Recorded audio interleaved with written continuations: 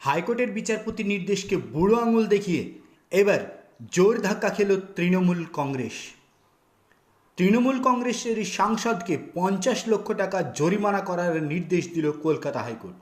2024 সালের জুলাই মাসের তৃণমূল সাংসদকে 50 লক্ষ টাকা জরিমানা করেছিল দিল্লি হাইকোর্ট। সমাজ মাধ্যমে অবমাননাকর মন্তব্যের অভিযোগে বিপুল পরিমাণ অর্থ জরিমানা দেওয়ার নির্দেশ দেয় আদালত। এই রায়কে বিবেচনা করার জন্য আবেদন জানায় তৃণমূল সাংসদ। 2021 সালের জুন মাসে ধারাবাহিকভাবে বেশ কিছু টুইট করেছিলেন জোড়াফুলের সাংসদ সাকেত গোখলে।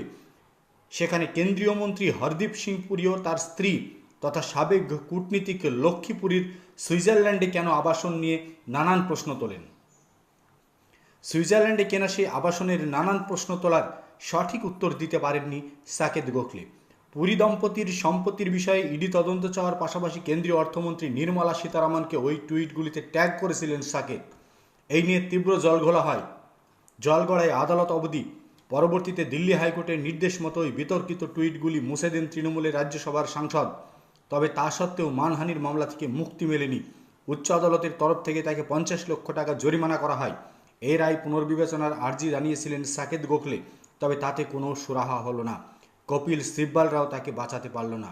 দিল্লি হাইকোর্টের বিচারপতি পুরুষেন্দু কুমার কৌরব তার এই আবেদন খারিজ করে দিলেন।